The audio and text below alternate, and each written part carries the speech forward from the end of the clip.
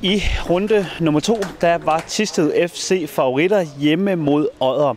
Og der var der måske en god grund til, for Odder de var ikke levnet mange chancer her på Sparkassen Thy Arena. På Sparkassen Thy Arena løb 2 sultne hold på banen.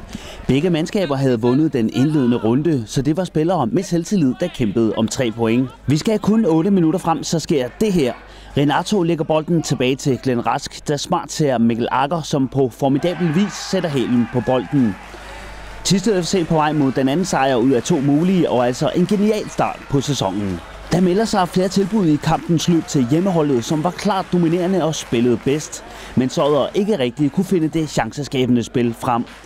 En enkelt mulighed blev det til i anden halvleg, hvor en Thisted-spiller redder på stregen. Mikkel Agger prøver keeperen af kort efter scoringen til 1-0.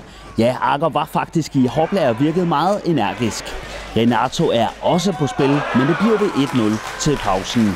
Faktisk begge to er næsten identiske mål, men realistisk set så var vi vel ikke rigtig alvor tæt på at få point, så færre resultat. They played hard, but I think we were better.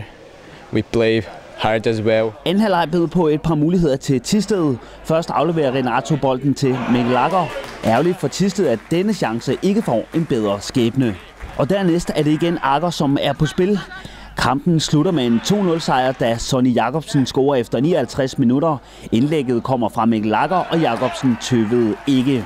Dermed tilføjede Thisted østjyske Odder deres første nederlag, mens drengene fra Lerpytter kunne juble over sejr nummer 2.